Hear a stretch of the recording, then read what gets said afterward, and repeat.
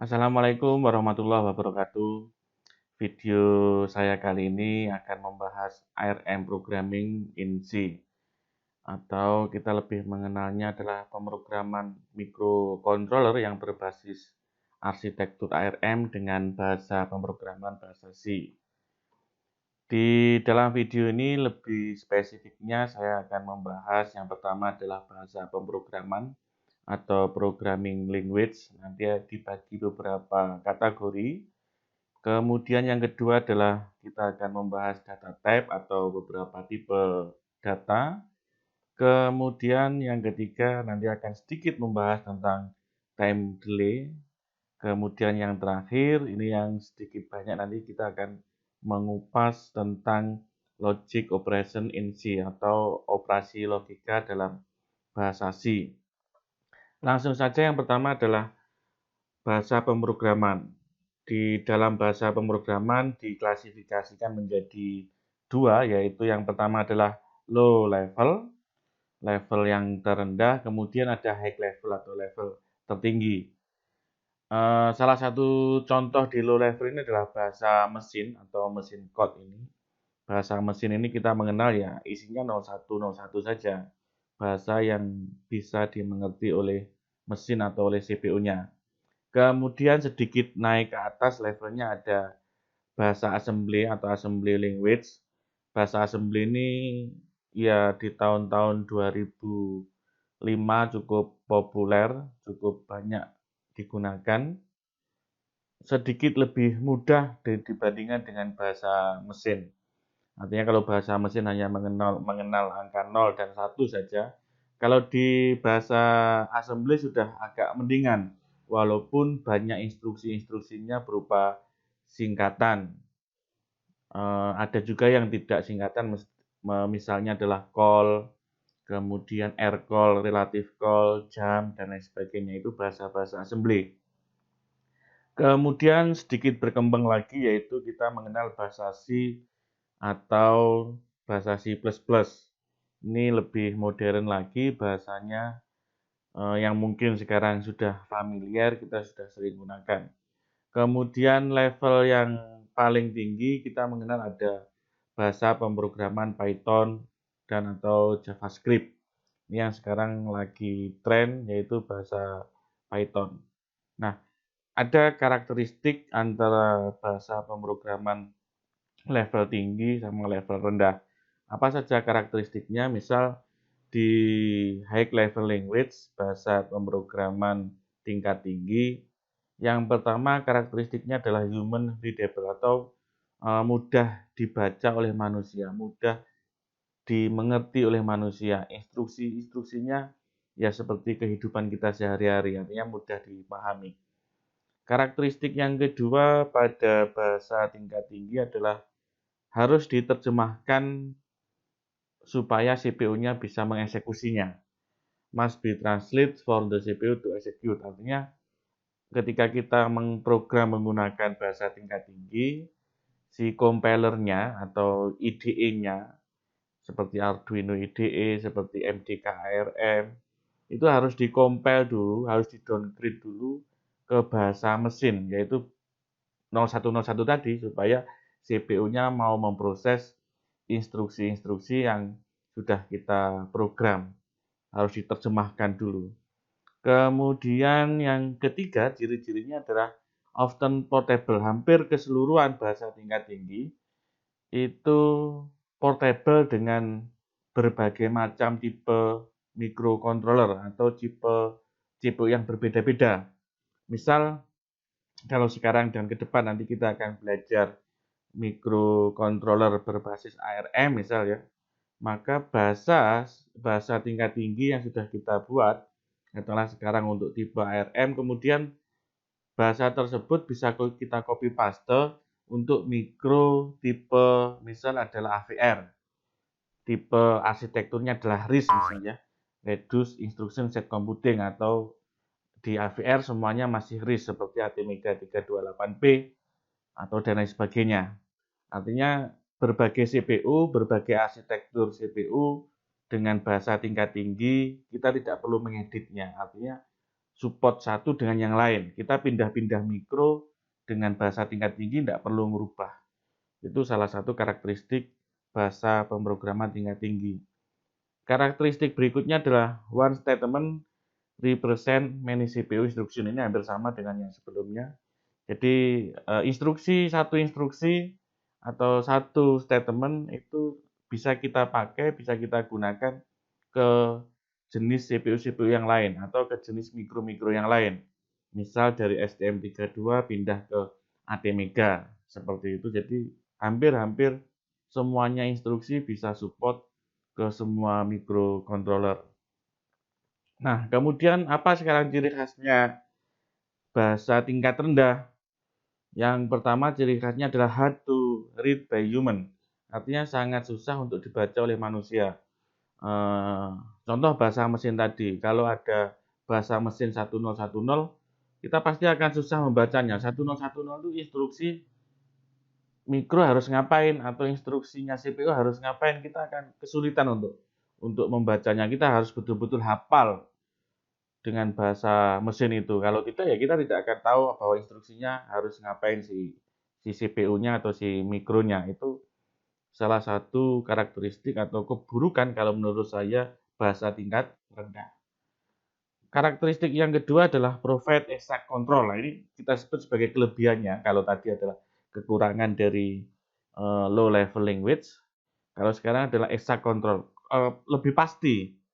Artinya kalau bicara bug, kalau berbicara error, bahasa tingkat rendah itu hampir mungkin tidak ada errornya, kecuali strukturnya sudah benar, bahasanya sudah benar, maka kemungkinannya lebih kecil errornya dibandingkan dengan yang high level language. Jadi kalau pengen menghendaki program tanpa error, maka kita pilih yang bahasa tingkat rendah, misal assembly. Bahasa assembly lebih cenderung errornya kecil dibandingkan dengan bahasa level di atasnya, yaitu misal bahasa C atau C++ atau bahkan Python, misal seperti itu. Kemudian yang ketiga, will only run one type of CPU. Nah, ini bahasa tingkat rendah, misal kita anggap assembly saja ya. Bahasa tingkat rendah assembly satu instruksi untuk ARM misalnya. Ada instruksi misal percabangan gitu ya, digunakan untuk tipe mikro yang berbasis RISC seperti AVR atau ATmega, itu belum tentu bisa atau lebih banyaknya tidak bisa. Jadi satu instruksi itu hanya bisa dijalankan pada satu tipe CPU saja atau satu tipe microcontroller saja. Ini juga kelemahan dari bahasa tingkat rendah. Kemudian yang terakhir, nah ini salah satu kelebihan, faster for computer to run as no translation is required. Jadi si komputer, si compiler ketika kita membuat sketch atau kita coding itu tidak begitu berat jalannya. Karena proses compilernya, proses dia translate-nya atau proses menerjemahkan ke mesin code atau ke bahasa mesin itu tidak selambat, tidak butuh komputasi yang berat ketika dibandingkan dengan bahasa tingkat tinggi. Karena memang bahasa tingkat rendah jaraknya dengan mesin code atau bahasa mesin ya cukup pendek. Proses penerjemahannya enggak berlipat-lipat atau enggak berlapis-lapis, sehingga bagi komputer seperti IDE itu tidak begitu berat jika kita menggunakan bahasa tingkat rendah. Nah, itu beberapa klasifikasi bahasa pemrograman. Jadi untuk kedepannya kita akan lebih sering menggunakan bahasa C dan kemungkinan sedikit kita akan menggunakan C++. Kenapa kita menggunakan bahasa C? Karena bahasa C cukup simple, cukup mudah dibandingkan dengan bahasa assembly, apalagi bahasa mesin ya tentunya. Yang pertama ini misal, write a program that calculate the sum of. Jadi tulislah sebuah program yang menghitung penjumlahan atau hasil dari 1 ditambah 3, kemudian ditambah 5, ditambah 7, dan seterusnya, ditambah 13, ditambah 15. Kalau kita menggunakan bahasa C, kita bisa menggunakan fungsi for misal. Yang pertama kita melakukan deklarasi variabel. Di sini saya punya variabel sum dengan tipe data yaitu unsigned integer. Sum mula-mula saya beri nilai 0. Kemudian saya ingin menjumlahkan ini 1 tambah 3, ditambah 5, ditambah 7, dan seterusnya sampai ditambah 15. Mula-mula saya menggunakan fungsi for atau perulangan. Jadi di sini saya deklarasikan variabel i dengan tipe data integer. Mula-mula i nilainya adalah 1. Kemudian dicek, ini adalah inisialisasi. Awal mula i sama dengan 1. Awal mula ketika for ini di-execute atau diproses oleh CPU, awal mula i sama dengan 1. Kemudian akan dicek apakah i lebih kecil atau sama dengan 15? Iya. Karena awal mula atau proses inisialisasi pertama kali adalah i1. Berarti lebih kecil daripada 15. Maka instruksi yang ada di dalam kurung kurawal ini akan dieksekut, akan diproses oleh CPU-nya, yaitu sum, variabel sum ini ditambahkan dengan i, kemudian hasilnya disimpan di sum lagi. Jadi operator ini maksudnya adalah variabel sum ditambahkan dengan i, kemudian hasilnya disimpan di sum lagi. Sum mula-mula berapa? 0. Kemudian ditambahkan i. I berapa tadi? I sama dengan i1 isinya. Maka sekarang sum 0 ditambah 1 sama dengan 1. 1 disimpan di sum. Oke, sekarang nilainya sum adalah 1. Kemudian i ditambah 2. Ini kita baca seperti ini. I mula-mula ditambah dengan 2. Kalau i mula-mula tadi adalah 1, ditambah 2 sekarang 3. 3 hasilnya penjumlahan i mula-mula ditambah 2 sama dengan 3. Hasilnya disimpan di i lagi. Oke, sekarang i nilainya adalah 3. Sekarang dicek lagi. I yang nilainya 3 tadi, apakah lebih kecil sama dengan 15? Ya, karena 3 lebih kecil atau sama dengan 15. Jelas dia lebih kecil daripada 15. Kalau ini benar, artinya true, maka instruksi yang di dalam kurung kurawal ini akan dieksekusi lagi. Sum yang tadi nilainya 1, sekarang ditambahkan dengan i yang nilainya 3, sudah tadi ditambahkan di sini, maka 1 tambah 3 sama dengan 4. Hasilnya disimpan di sum. Oke, sekarang sum nilainya 4, i nilainya 3. Sekarang kembali ke sini, i yang nilainya 3 ditambah dengan 2, maka sekarang i nilainya 5. Jadi 5 disimpan di i lagi, sekarang nilainya i adalah 5. I yang nilainya 5, apakah lebih kecil atau sama dengan 15? Ya, i lebih kecil dari 15. Maka ini akan dieksekusi terus seperti itu, sehingga berulang-ulang sampai i nilainya 15. I 15, apakah lebih kecil atau sama dengan? Dia tidak lebih kecil, tetapi sama dengan 15. Maka ini akan diproses untuk yang terakhir kalinya. Begitu i yang isinya 15 ditambah 2 menjadi 17, maka i yang nilainya 17 apakah lebih kecil atau sama dengan 15? Tidak. Kedua-duanya salah. Baik lebih kecil salah, baik sama dengan juga salah. Maka ini tidak akan dieksekusi, atau program berikutnya adalah mengeksekusi di bawah tutup kurawal ini. Itulah contoh pemrograman menggunakan bahasa C terkait dengan penjumlahan total dari 1 tambah 3 tambah 5 dan seterusnya sampai 15. Ini cukup mudah dibandingkan kalau kita menggunakan pemrograman menggunakan bahasa assembly, akan cukup kompleks instruksinya dibandingkan dengan bahasa C. Maka kita putuskan kita akan belajar dengan menggunakan bahasa C untuk pemrograman mikrokontroler berbasis ARM, yaitu yang akan kita gunakan nanti adalah STM32F103. Kemudian data type, tipe data ini sudah pernah saya ulas di channel YouTube saya, linknya ada di situ, nanti juga ada di deskripsi. Nah, mulai dari char yang ukurannya adalah 1 byte, kemudian jangkauannya mulai dari minus 128 sampai 127 desimal. Artinya, kalau kita mendeklarasikan sebuah variabel dengan tipe data char, maka variabel tersebut bisa menampung data mulai dari angka desimal terkecil, yaitu 128 minus 128 sampai positif 127. Dan seterusnya. Ini sudah kita bahas lebih detailnya, silahkan dilihat di konten saya sebelum ini. Cuma ada sedikit perbedaan yang di konten YouTube yang ini juga belum saya sampaikan atau kelewat saya sampaikan.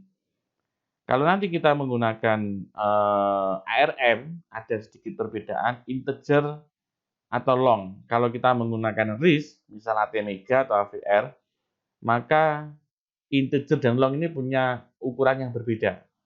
Kalau integer versi RISC atau versi AVR atau versi ATmega, integer ini adalah versinya short, artinya integer ini memiliki ukuran 2 byte. Memiliki ukuran 2 byte, yaitu mulai dari minus 32.000 sekian itu. Nah, kalau mikrokontrolernya berbasis ARM atau arsitektur CPU-nya ARM, maka integer ukurannya adalah 4 byte. Bedanya itu saja. Yang mula-mula kalau di ATmega integer itu adalah penggantinya short. Jadi kalau sekarang short itu adalah integer versinya ARM. Jadi short memiliki kapasitas 2 byte, unsigned short sama 2 byte, cuma bedanya unsigned short ini dia tidak bisa menyimpan angka desimal negatif. Integer sama dengan long, yaitu sama-sama 4 byte-nya baik integer maupun unsigned integer atau unsigned long. Bedanya hanya itu, yang lain juga sama. Di sini juga ada long kapasitasnya 8 byte, kemudian unsigned long juga 8 byte, cuma positif semuanya. Ini cukup banyak ya, karena 8 byte. Oke, di sini juga ada float, ada double. Sudah saya bahas di video sebelumnya, silahkan dilihat. Kemudian ada ISO C99 integer data type. Ini tipe data integer pada versi bahasa C 99, ini juga termasuk bahasa C ya. Menurut organisasi standar internasional, itu disepakati untuk deklarasi variabel atau tipe datanya yaitu int 8_t. Ini sama saja dengan char. Cuma memang berbeda saja untuk deklarasi tipe datanya. Ini sama saja dengan char, ukurannya 1 byte, jangkauannya minus 128 sampai 127. Sedangkan uint 8_t ini sama saja dengan unsigned char. Jadi unsigned char atau ini kepanjangannya adalah unsigned integer. Ini juga integer 8. 8 ini adalah 8 bit karena 1 byte ini adalah 8 bit. Jadi ini menunjukkan kapasitas ukurannya. Jadi yang ini int 16 berarti integer 16 bit. Yang ini adalah uint 16 artinya unsigned integer 16 bit. Oke. Untuk ini khusus integer semuanya. Tidak ada float, tidak ada double. Jadi khusus integer semuanya mulai dari 8 bit sampai 64 bit. Oke. Mau pakai yang mana? Semuanya sama saja saya kira. Mau pakai char, mau pakai int 8t juga sama, mau pakai unsigned char atau mau menggunakan uint 8_t ini juga boleh. Terserah kalian nyamannya yang mana. Kemudian bahasa pemrograman sudah, kemudian tipe data sudah. Yang ketiga adalah time delay. Time delay dalam bahasa C. Kita bisa menggunakan fungsi for untuk membuat time delay. Contohnya seperti ini, saya punya fungsi myDelay, kemudian ada input fungsi saya adalah unsigned integer 32 bit, nama variabelnya adalah nDelay, kemudian saya deklarasikan di dalam fungsi myDelay, ini di kurung kurawalnya fungsi myDelay yang ini dan yang ini, buka dan tutup kurung kurawalnya myDelay atau fungsi myDelay. Kemudian di dalam fungsi myDelay ada deklarasi variabel dengan tipe data unsigned integer 32 bit. Kemudian ada istilah volatil, nama variabelnya adalah i. Volatil ini mudah menguap. Nanti lain kali akan saya bahas lebih detail lagi tentang beberapa compiler di ARM terkait dengan bahasa C. Ada proses optimasi pemrograman. Jadi begitu dikompil sama compilernya, sama IDE-nya akan dibuat lebih sederhana, lebih rapi, sehingga kita harus hati-hati terkait dengan deklarasi variabel. Ini akan saya bahas lebih detail nanti suatu saat. Volatility menunjukkan bahwa i ini akan selalu update terus nilainya. Jadi kita ingin memberitahu si compiler bahwa variabel i dengan kapasitas 32 bit yaitu unsigned integer, nilainya ini akan update terus, akan selalu berubah. Sehingga si CPU sebelum eksekusi i itu harus mengecek terlebih dahulu. Karena kalau ingat struktur microcontroller atau komputer itu kan ada CPU, kemudian ada RAM. Di dalam CPU ini ada register. Satu paket dengan CPU ini ada register. Di dalam CPU ada yang namanya ALU, Arithmetic and Logic Unit. Kemudian juga ada lagi satu bagian di dalam CPU ada yang namanya register. Nah, prosesor atau CPU-nya atau si ALU ini akan memproses segala sesuatunya atau data-datanya adalah berasal dari data yang ada di register. Misal penjumlahan, maka yang dijumlahkan adalah data yang ada di register. Sedangkan kalau kita nyimpan datanya di RAM, maka RAM ini harus kita copy dulu, harus kita pindah dulu ke register. Register baru diolah oleh CPU, kemudian hasilnya disimpan lagi ke register. Register hasil tadi baru disimpan lagi ke RAM. Prosesnya seperti itu. Sehingga kalau kita beri istilah volatil, maka sebelum diproses oleh CPU, itu akan selalu ada perintah untuk ngambil data dari RAM ke register. Baru diolah oleh CPU. Itu fungsinya volatil. Jadi supaya memastikan kita memberitahu si compiler bahwa i itu akan berubah terus datanya. Memastikan bahwa selalu ngambil data dari RAM baru dipindah ke register, register baru diolah di CPU. Makanya saya beri volatil. Oke, i mula-mula inisialisasinya adalah nilainya sama dengan 0. Kemudian i akan dicek apakah lebih kecil daripada end delay. End delay dari sini. Misal ini kalau end delay-nya kita masukkan angka, kita beri nilai end delay-nya adalah 100, maka proses ini akan looping sebanyak 100 kali. Ini tadi sudah ada fungsi for tadi, step by step-nya kurang lebih seperti itu. Bedanya kalau tadi i-nya ditambah 2. Jadi i yang lama ditambah 2, i yang lama ditambah 2. Kalau ini i yang lama ditambah 1. Increment by 1 ditambah oleh angka 1. Kalau asal mula i 0, ketemu instruksi ini, setelah instruksi ini, maka i bernilai 1. Kalau i-nya 5, setelah ketemu instruksi ini, maka i-nya sekarang jadi 6. Dia akan looping di sini, akan berulang-ulang di fungsi for ini sebanyak end delay. Kalau end delay-nya 10 ya, maka dia akan berulang-ulang di sini sebanyak 10 kali. Kalau 1000 juga 1000 kali. Oke, itu membuat fungsi delay menggunakan for. Nah, tetapi di sini ada catatannya. The clock frequency can change your delay duration. Jadi kalau sumber clock frekuensinya itu berubah, misal kalau di dalam Arduino Uno itu frekuensinya 16 MHz, tiba-tiba frekuensinya saya rubah menjadi 8 MHz. Maka durasi lama dia terjebak di for ini atau berputar-putar ini, ya walaupun loopingnya sama, tetapi lamanya perulangan itu jadi beda. Lamanya dia looping jadi berbeda. Kalau yang awal 16 MHz misal, clock frekuensinya 16 MHz, kemudian saya ganti 8 MHz, maka sekarang lamanya dia looping akan 2 kali lipat daripada sebelumnya ketika clock frekuensinya 16 MHz.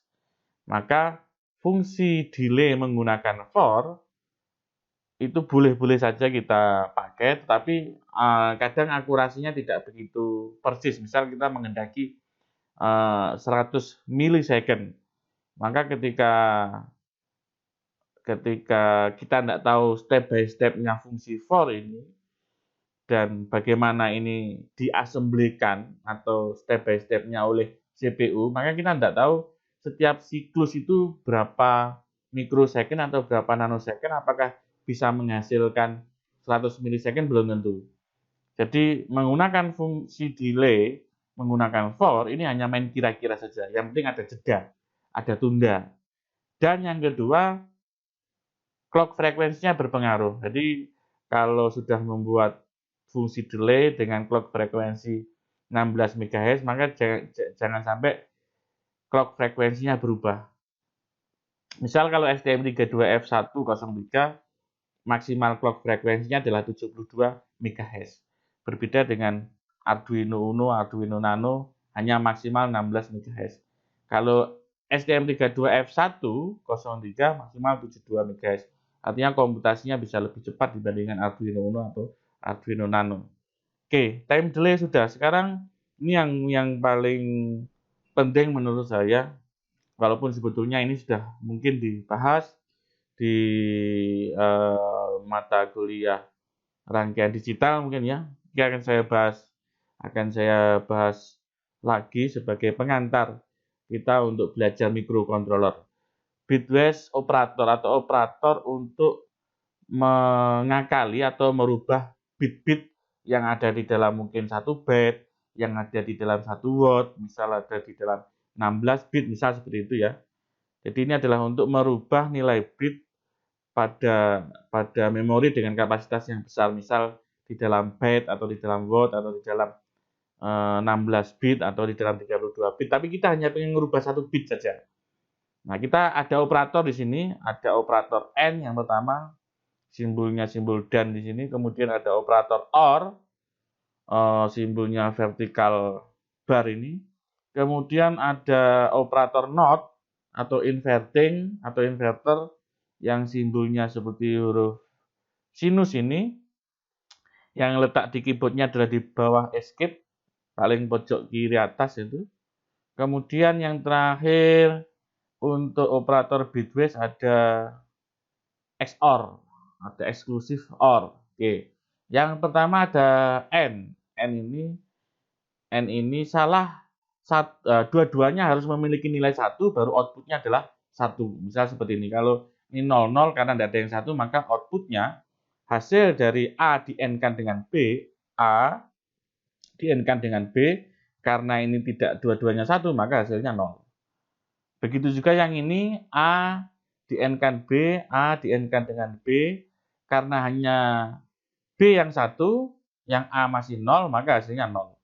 Karena operasi N itu harus dua-duanya 1, baru outputnya 1. Contohnya ada di sini, A nilainya 1, B nilainya 1, karena dua-duanya 1, maka outputnya akan 1, itu N. Jadi kedua-duanya yang akan di-N-kan, baik operan A maupun operan B.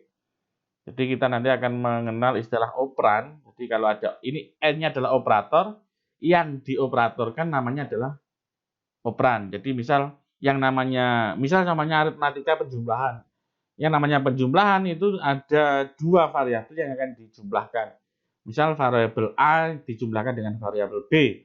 A ini kita sebut operan, dan B ini juga kita sebut sebagai operan. A-nya operan pertama, B-nya operan yang kedua. Ini juga sama, A-nya ini adalah operan pertama, B-nya operan kedua. Operator N, operan pertama dan operan kedua harus 1 nilainya, baru hasilnya outputnya adalah 1. Ini 1, 1, ini 1. Oke, sekarang yang OR. Kalau yang OR, minimal di salah satu operan tersebut ada yang nilainya 1, maka outputnya hasil OR adalah 1. Karena yang pertama ini A-nya 0, B-nya 0, tidak ada yang 1 sama sekali, maka outputnya adalah 0. Yang kedua, A-nya 0, B-nya 1, karena sudah ada 1, minimal 1, maka operator OR atau operasi OR, maka outputnya adalah 1. Ini pun juga gitu, A-nya 1, salah satu operan sudah ada 1, walaupun operan B 0, maka outputnya juga tetap 1. Dua-duanya 1, outputnya 1. Karena minimal salah satu harus ada yang 1, maka outputnya 1. Walaupun 2 juga outputnya 1. Nah, kemudian yang selanjutnya, yang ketiga ada not atau inverting, dibalik. Nah, kalau operator AND dan operator OR butuh dua operan, yaitu A dan B, A dan B.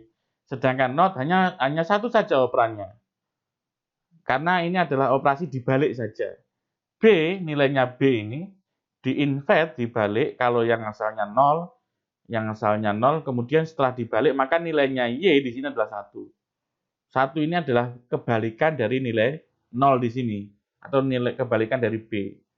Karena B mula-mula adalah 1, maka Y karena diisikan oleh notnya B, maka sekarang jadi 0.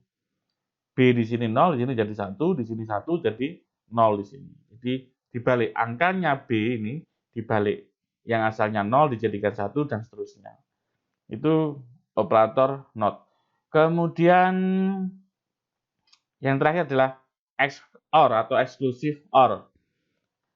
Exclusive OR ini berbeda dengan OR ya. Kalau OR tadi salah satu ada 1, maka dia 1. Nah, perbedaannya adalah di sini. XOR karena eksklusif, maka inputnya harus berbeda. Operan 1 dan operan 2 harus berbeda, baru menghasilkan output 1. Jadi operan A dan operan B harus bernilai berbeda, baru menghasilkan nilai 1. Karena A di sini 0, B di sini 0, karena sama-sama 0, maka outputnya 0. Nah, karena di sini 0, yang kedua 0, di sini 1, karena input operan 1 berbeda dengan input operan 2, yaitu 1 di sini, B 1, maka outputnya adalah 1. Berbeda, inputnya berbeda, outputnya 1. Inputnya sama, outputnya 0. Nah, ini juga gitu, karena inputnya berbeda, maka outputnya 1. Inputnya sama-sama 1, maka outputnya 0. Itu 4 yang harus diingat, AND, OR, NOT, kemudian XOR. Contohnya misal seperti ini. Di sini saya punya saya baca dari mulai kanan 1, 1, 1, 0, 1, 1, 1. Kalau saya AND-kan dengan ini operan pertama yang atas, yang bawahnya ini adalah operan kedua. Kalau saya AND-kan, ada N, simbol N di sini, saya AND-kan dengan operan 2 yang memiliki nilai 1, 0, dan seterusnya, maka hasilnya, karena 1 di-AND-kan dengan 1, kita lihat di sini, operan N syaratnya dua-duanya harus 1, baru outputnya 1. Kalau kedua-duanya tidak 1, maka outputnya adalah 0. Maka di sini karena dua-duanya 1, ini 1, maka hasilnya 1. Di sini 1, operan yang kedua 0, maka outputnya 0, dan seterusnya. Itu contoh operator N. Kemudian yang OR juga sama seperti itu. OR syaratnya minimal salah satu operan ada yang 1, maka outputnya 1. Kalau kedua operan itu tidak ada yang bernilai 1, maka outputnya 0. Jadi ini tidak ada yang nilainya 1, maka outputnya 0. Ini juga seperti itu, sama dengan yang ini, operan pertama sama, operan kedua sama. Maka hasilnya punya hasil yang berbeda antara di AND-kan sama di OR-kan. Ini 1, 1, oke, ada salah satu yang 1, 1, ada yang salah satu, 1, 1. Ini karena dua-duanya 0, maka outputnya 0. Itu OR. Kemudian NOT sekarang. Dibalik. Operan ini dibalik. Yang asalnya 1, setelah dinotkan, kemudian jadi 0. Asalnya 0, setelah dinotkan, jadi 1. Dan seterusnya. Yang terakhir adalah XOR. Exclusive OR. Ingat, exclusive OR adalah harus berbeda inputnya. 1, 1 sama, maka outputnya 0. 1, 0 oke, berbeda, maka outputnya 1. 0, 0 sama, ininya 0 lah. Ini yang, maaf, salah, ini 1, 0, ini mestinya 1. Mestinya 1, ini salah. Ini saya buat, nah ini salah ya. Ini mestinya hasilnya adalah 1. Mestinya 1. Oke, ini 0, 0 sama, outputnya adalah 0. 1, 0 berbeda, outputnya 1. 0, 1 berbeda, maka outputnya 1. 0, 0, outputnya adalah 0. Itu tadi salah satu contoh, beberapa contoh tentang operator bitwise. Kemudian contoh pemrogramannya seperti apa? Contoh di sini saya punya deklarasi variabel A. Saya beri nilai awal mula A adalah sama dengan 12. Desimal, ini desimal A saya beri nilai 12 dengan tipe data unsigned integer 8. Jadi cuma 8 bit saja atau 1 byte. Kalau kita binarkan adalah 12 ini kalau kita binarkan adalah 0011 seperti ini. Ini adalah simbol bahwa angka di sini adalah bilangan biner 2 karena biner adalah base-nya atau basisnya adalah 2 saja 01. Kemudian A saya beri angka 12 ini, kemudian selanjutnya B, saya punya variabel B, saya beri angka 5, binarnya seperti ini. Kemudian sekarang A saya N-kan dengan B. A saya N-kan dengan B, maka hasilnya akan menjadi seperti ini. Atau desimalnya adalah 4. C, setelah instruksi ini selesai, maka C nilainya adalah 4. Desimal. Ini simbol desimal. Karena angka desimal itu mengenal angka 0 sampai angka 9. Jadi total adalah 10. Oke, binarnya seperti ini. Ini kalau kita N-kan A seperti ini, B yang ini, yang sebelah ini, 0 di N-kan dengan 1, 0. 0 di N-kan dengan 0, 0. 1 di N-kan dengan 1, 1. 1 di N-kan dengan 0, 0. 0 di N-kan dengan 0, 0, dan seterusnya. Jadilah seperti ini. Ini kalau kita desimalkan menjadi 4. Karena di sini 2 pangkat 2. Ini yang di sini punya nilai 2 pangkat 0, 2 pangkat 1, 2 pangkat 2. 2 pangkat 2 hasilnya adalah 4. Oke, itu kalau adik-adik atau kalian belum pernah konversi dari bilangan biner ke desimal atau sebaliknya desimal ke biner, silahkan belajar konversi bilangan tersebut atau mungkin lain kali juga akan saya buatkan video tersendiri untuk konversi bilangan tersebut. Oke, itu contoh operator AND. Kemudian sekarang operator OR. Contoh programnya seperti apa? Ini misal variabel A isinya 12 sama dengan tadi, kemudian variabel B isinya 5 sama dengan tadi. Sekarang saya OR-kan antara A di-OR-kan dengan B, hasil dari OR ini saya simpan di C. Oke, sekarang di-OR-kan 0, di-OR-kan 1, 1, karena salah satu sudah ada 1, maka nilainya 1. 0 di-OR-kan dengan 0, 0, 1 di-OR-kan dengan 1, 1, 1 di-OR-kan dengan 0, 1, 0 di-OR-kan dengan 0, 0, dan seterusnya. Nah, ini kalau kita convert, ini nilai binernya, nilai desimal. Jadi isinya C setelah instruksi ini adalah seperti ini. Atau kalau didesimalkan adalah 13. Di sini 2 pangkat 0 nilainya 1. Kita tambahkan dengan 2 pangkat 2, di sini nilainya adalah 4. Maka 4 tambah 1 adalah 5. Kemudian ini di sini adalah 2 pangkat 3. 2 pangkat 3 adalah 8. 8 kita tambahkan 5, jadi total desimalnya adalah 15. Oke, kemudian not operator. Sama, variabelnya adalah isinya mula-mula adalah 12. Kemudian karena not hanya butuh 1 operan saja, yaitu isi 12 desimal ini desimal ya. Kita masukkan ke A kemudian kita balik, hasilnya kita simpan di B. Isinya A adalah seperti ini, kemudian dinotkan, 0 dinotkan dibalik jadi 1, 0 dinotkan jadi 1, 1 dinotkan jadi 0, dan seterusnya. Ini kalau kita desimalkan menjadi seperti ini, 243 desimal. Maka isinya B setelah ini dieksekusi, isinya adalah 243 desimal atau binarnya ini. Kemudian yang terakhir contoh pemrograman dalam bahasa C terkait dengan operator XOR atau exclusive OR adalah seperti ini. Variabel deklarasi yang pertama adalah A sama dengan 12, kemudian B sama dengan 5, kemudian A saya XOR-kan dengan B, hasilnya akan seperti ini. Oke, ini berbeda, betul 1. Oke, ini sama 0. Ini sama 0, ini berbeda 1. Sehingga desimalnya adalah 9. 8 ditambahkan dengan 1, 9. Di sini karena 2 pangkat 3, di sini 2 pangkat 0, maka hasilnya adalah 9. Kemudian yang terakhir adalah kita membahas shift operator in C atau shift operation in C, operator pergeseran dalam bahasa C. sintaknya atau penulisannya adalah seperti ini. Datanya, kemudian diteruskan simbol lebih besar 2 kali. Ini artinya data akan digeser ke kanan. Jumlah pergeseran bitnya. Jadi misal number of bit to be shift right. Jadi yang ini adalah jumlah berapa kali digeser. Ini adalah datanya.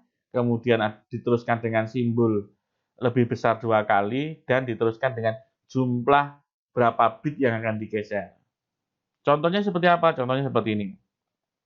Mula-mula saya punya data 000011011. Saya geser 3 bit. Saya geser 3 kali. Maka hasilnya akan di bawah ini. Hasilnya akan di bawah ini. Ya, jadi ini setelah digeser ke kanan 3 kali, ini misal 1, 2, 3. Jadi di sini sekarang jadi 1. Yang ini juga digeser 1, 2, 3, 1, 2, 3. Ini nolnya sekarang pindah di sini.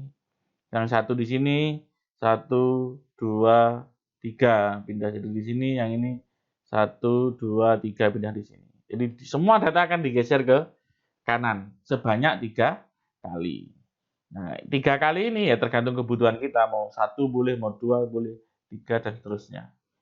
Itu pergeseran bit ke kanan. Sekarang pergeseran bit sebaliknya yaitu ke kiri. Sintaknya atau penulisan programnya adalah data tersebut, ini adalah datanya. Kemudian dilanjutkan dengan lebih kecil 2 kali, artinya digeser ke kiri. Berapa kali pergeserannya? Contohnya adalah seperti ini. Ini pertama sintaknya adalah data, kemudian diteruskan dengan simbol lebih kecil 2 kali. Jumlah pergeserannya adalah 2 kali. Nah, ini misal asalnya data adalah seperti ini 01101 digeser 2 kali menjadi seperti ini 0001111. Ini kita geser misal data yang paling kanan ini kita geser 2 kali 1 2. Nah, ini jadi di sini.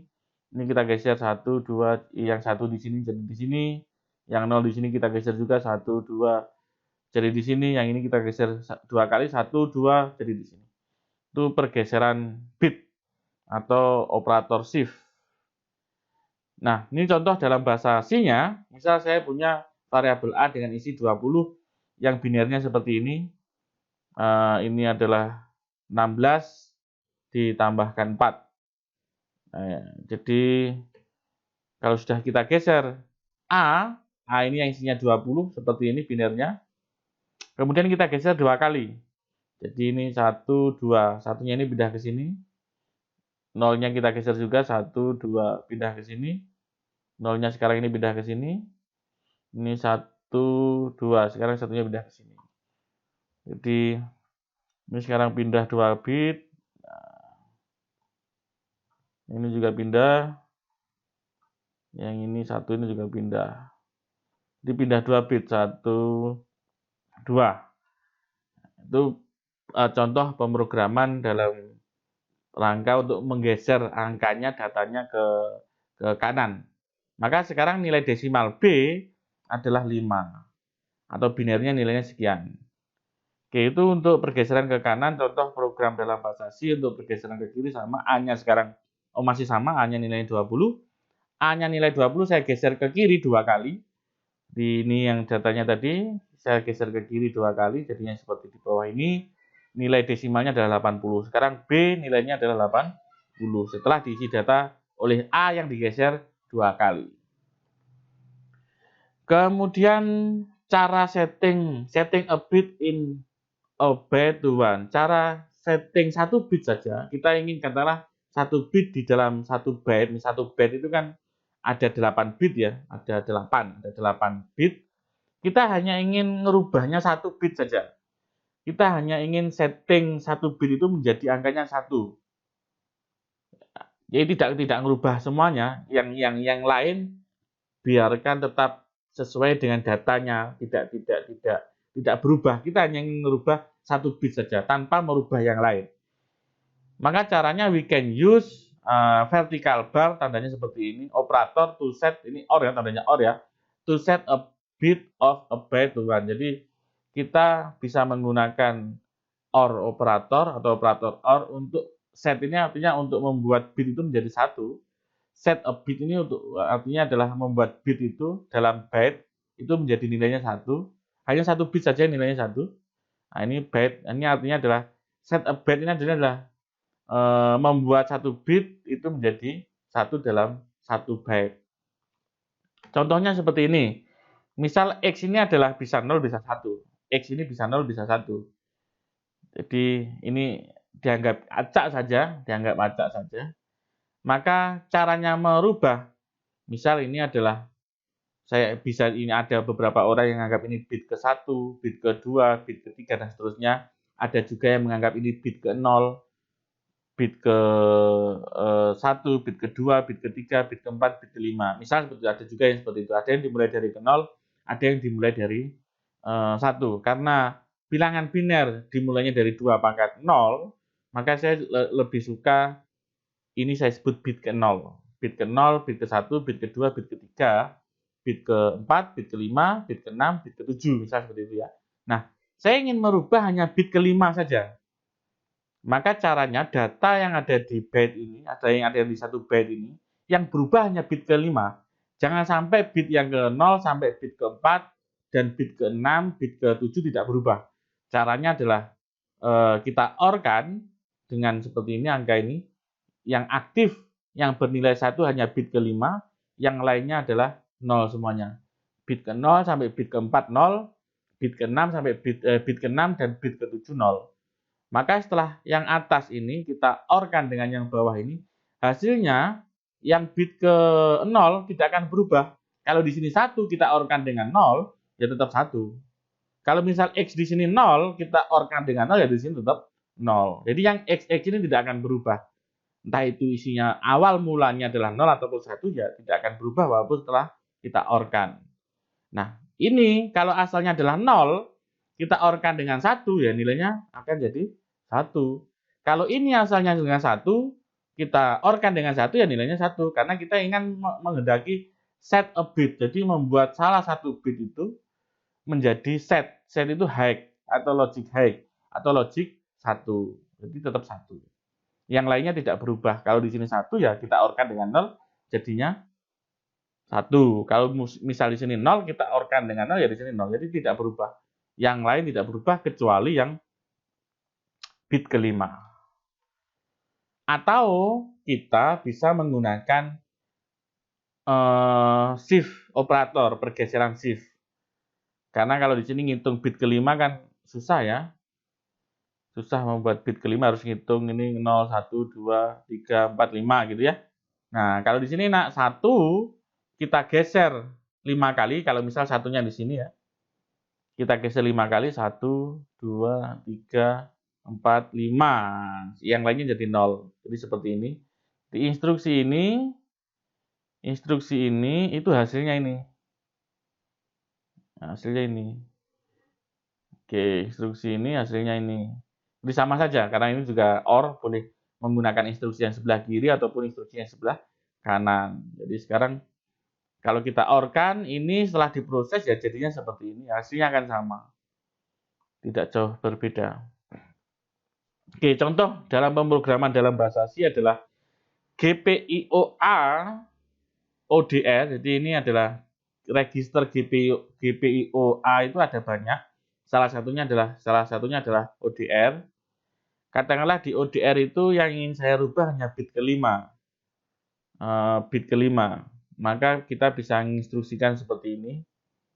Jadi register GPIOA ODR, ini contoh ini adalah register, seandainya ini adalah register GPIOA ODR. Bit yang ke-5 ingin saya buat 1 nilainya. Bit ke-5 ini nilainya akan saya buat 1, maka saya OR-kan di sini dengan 1 yang digeser 5 kali. Dengan 1 yang digeser 5 kali. Nah, ini hati-hati harus dikasih kurung kurawal supaya kompilernya tidak bingung. Jadi digeser dulu, 1 ini digeser sebanyak 5 kali hingga jadi seperti ini, baru di-OR-kan dengan GPIOA ODR. Baru di-OR-kan dengan ini. Nanti hasilnya disimpan lagi di GPIOA ODR. Ini salah satu contoh instruksi di bahasa C terkait dengan merubah 1 bit saja dalam 1 byte atau dalam 2 byte juga boleh. Oke, sekarang clearing a bit in a byte to 0 atau clear a bit. Kalau membuat 1 bit itu menjadi logic 1 atau logic hash, maka bahasanya adalah set a bit. Kalau membuat 1 bit di dalam 1 byte menjadi 0, maka bahasanya adalah clear a bit. Jadi ini tidak diberi tambahan to 0 ya, otomatis ketika clear a bit ya membuat bit tersebut 0. Sama halnya dengan yang tadi, walaupun tidak diberi to 1, ketika sudah ada bahasa set a bit, artinya adalah bit tersebut dibuat logic 1 atau logic hash. Oke, ini kebalikan dengan tadi. Kalau tadi ingin membuat 1 bit di dalam 1 byte, itu menjadi nilainya 1.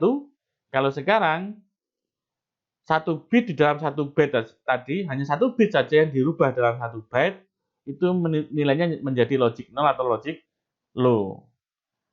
Nah, sekarang operatornya berbeda. Kalau tadi ingin membuat set bit atau bit tersebut menjadi high, hanya bit tersebut yang kita kehendaki, yang lain tetap nilainya sama, menggunakan operator OR. Kalau sekarang clear a bit menggunakan operator AND.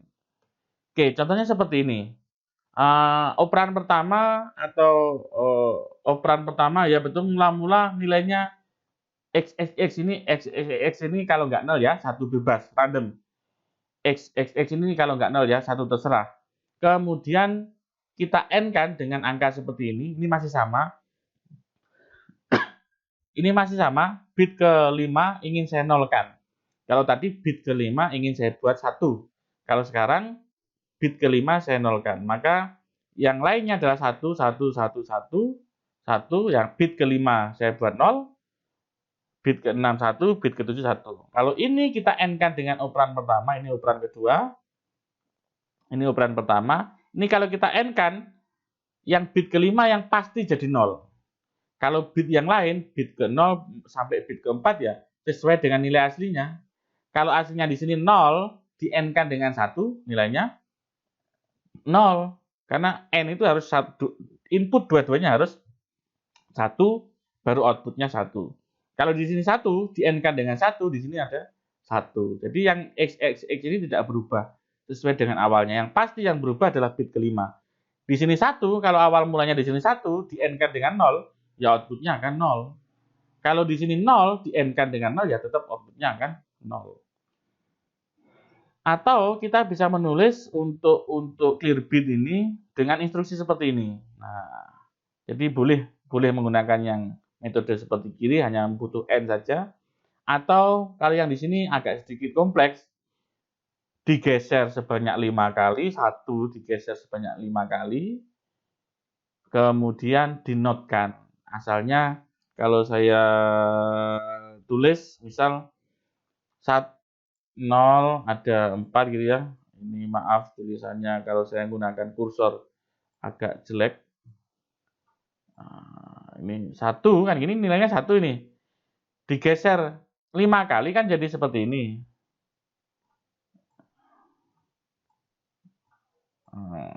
Digeser 5 kali. Karena digeser 1, 2, 3, 4, 5. Jadinya seperti ini. Nah, sekarang ini dinotkan, dibalik. Ini dibalik berarti jadinya adalah 1, 1, 0, 1, 1, 1, 1, 1. Nah, nilai ini kan sama dengan ini. Nah, jadi kita bisa menggunakan instruksi yang sebelah kiri atau instruksi sebelah kanan. Di ini kalau kita notkan dengan ini, ya hasilnya akan seperti ini. Maaf, di AND-kan bukan di notkan ya. Jadi setelah 1 digeser jadi seperti ini, kemudian dinotkan. Setelah dinotkan baru di AND-kan. Digeser 5 kali dulu, dinotkan, habis itu di AND-kan dengan yang atas ini. Oke, itu untuk clearing a bit 1 byte. Kemudian contoh programnya seperti ini. Sama dengan yang tadi ya, GPIO ODR, jadi register GPIO A ODR bit kelima akan saya buat 0. Jadi seperti ini. 1 digeser 5 kali dulu, kemudian di not-kan atau di invert, kemudian baru di N-kan. Ini mestinya salah ya, bukan OR ya. Nah, ini salah. Mestinya ini adalah simbolnya N seperti ini. Oke, sekarang checking a bit in a bed. Jadi, misal kita hanya ingin mengecek apakah bit kelima tadi nilainya 0 atau 1 dalam satu byte. Yang ingin kita cek hanya satu bit saja. Bodoh amat yang lain. Bit ke 0, bit ke 5, nggak peduli. Mau itu 1, mau itu 0, nggak diurus. Begitu juga bit ke 6, bit ke 7. Bodoh amat bit itu nilainya berapa. Yang ingin saya cek hanya bit ke 5 saja. Apakah nilainya 0, apakah nilainya 1. Caranya kita bisa menggunakan operator N di sini. Nah, operator N di sini, nilainya 1 bit itu apakah 1 ataukah 0. Misal seperti ini. Nah, sekarang ini 0 semuanya. Ini yang bit, ini 1 bit yang akan saya cek bit kelima ini nilainya berapa? Apakah 1, apakah 0. Caranya, operan ini kita N-kan dengan operan dengan nilai seperti ini. Yaitu 0, 0, 0, 0, 1, 0, 0. Nah, X berapapun nilainya, entah itu 0, entah itu 1, kalau di N-kan dengan 0, maka akan 0. X di sini walaupun nilainya 1, di N-kan dengan 0, 0. Ini 0, di N-kan dengan 0, 0. Nah, sekarang yang bit kelima. Bit kelima jika nilainya 1, di N-kan dengan 1, hasilnya 1. Kalau X bit kelima ini nilainya 0 misal, di N-kan dengan 1 nilainya adalah, outputnya di sini adalah 0. Jadi, di sini, X di sini, bit kelima ini akan sama dengan hasil output di sini. Kalau di sini 0, maka di sini 0. Karena 0 di N-kan 1, 0. Kalau di sini 1, maka outputnya adalah 1. 1 di N-kan dengan 1, 1. Ini cara untuk ngecek 1 bit dalam 1 byte. Jadi yang bit ke 0, bit ke 4, sampai bit ke 4 tidak dicek. Artinya, kita buat dia 0. Sehingga kita bisa ngecek, oh, kalau nilainya 1 atau lebih dari 1 berarti bit kelima adalah 1.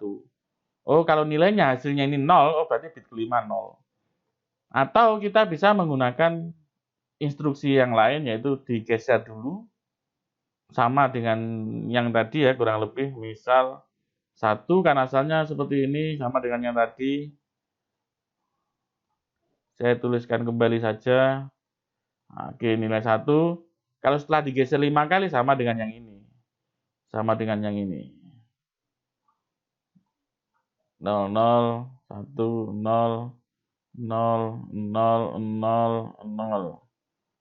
Nah, ini kan ke 1, 2, 3, 4, 5. Kalilah.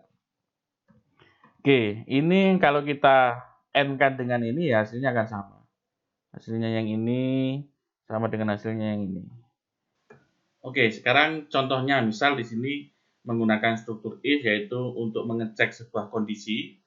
Jika kondisi di dalam kurung kurawal ini kondisinya benar atau true, maka perintah-perintah atau instruksi yang ada di dalam kurung kurawal ini akan dieksekusi oleh CPU atau akan diproses oleh microcontroller. Tetapi jika di dalam kurung kurawal ini, tetapi jika di dalam kurung ini kondisinya false atau salah atau tidak benar, maka yang ada di dalam kurung kurawal ini tidak akan diproses atau tidak akan dieksekusi oleh mikronya. Nah, misal di sini adalah GPIOA ODR. Ini adalah sebuah register. Kita anggap saja kapasitasnya adalah 8 bit atau 1 byte, sama ini misal adalah GPIOA ODR, kita anggap seperti itu. Kemudian di N-kan dengan 1 yang digeser sebanyak 5 kali. Kurang lebih mirip seperti ini. Nah, kemudian akan dibandingkan dengan 0. Apakah tidak sama dengan 0? Jadi kalau ada tanda seru sama dengan ini artinya adalah tidak sama dengan 0. Kalau sama dengannya double, maka artinya adalah sama dengan 0. Nah, misal di sini ternyata bit kelima ini adalah misal adalah 1. Jika 1 di N-kan dengan 1, maka hasilnya di sini 1. yang nilai di sini bit ke 0 sampai bit ke 4, berapapun nilainya, jika di N-kan dengan 0, hasilnya pasti 0. Begitu juga bit ke 6 dan bit ke 7, jika nilainya berapapun, jika di N-kan dengan 0, pasti hasilnya 0. Nah, ini misal jika kondisi register GPIO AUDR ini adalah nilainya 1, 1 di N-kan dengan 1, 1. Nah, 1 di sini kalau kita rubah ke desimal, nilai desimal 1 di sini adalah 2 pangkat 5 bernilai 32. Maka nilai di sini adalah 32. Nilai di sini juga 32. Apakah 32 tidak sama dengan 0? Ya, benar atau true. Karena memang 32 tidak sama dengan 0. Artinya kondisi ini adalah kondisi true atau benar. Maka perintah-perintah yang ada di dalam kurung kurawal ini akan diproses atau dieksekusi oleh mikro atau CPU. Kebetulan ini saya memberi contoh di dalam kurung kurawal ini tidak ada perintahnya. Nah, misal seandainya di sini bit kelima pada register GPIOA ODR ini bernilai 0, maka 0 kita N-kan dengan 0, hasilnya adalah, jika ini 0 kita N-kan dengan 1, maka hasilnya adalah 0. Jadi 0 semuanya, kalau kita desimalkan juga 0. Nah, di sini berarti nilainya 0. Di dalam kurung ini nilainya 0. Apakah, if ini apakah 0 tidak sama dengan 0? Nah, kondisinya adalah false, tidak benar. Karena 0 itu sama dengan 0. Maka kondisi ini adalah kondisi false, tidak benar. Apakah 0 tidak sama dengan 0? False atau tidak benar. Sehingga jika ada perintah di dalam kurung kurawal ini, maka tidak akan dieksekusi oleh mikronya atau CPU-nya jika kondisi di sini adalah 0. Terima kasih, ternyata sudah selesai materi terkait dengan pemrograman mikrokontroler berbasis arsitektur ARM pada CPU-nya menggunakan bahasa C. Itu pengantar sebelum kita menginjak mengenal GPIO, bagaimana cara menggunakannya, sebelum kita menggunakan ADC dan lain sebagainya. Jika kalian ada kritik, kira-kira ada yang kurang tepat dengan saya menyampaikan penjelasan ini, silahkan tulis di kolom komentar. Jika ada pertanyaan juga seperti itu, tulis di kolom komentar. Jika ada kata-kata yang salah atau kurang tepat yang saya sampaikan, saya mohon maaf. Sekian, billahi taufik wal hidayah. Wassalamualaikum warahmatullahi wabarakatuh.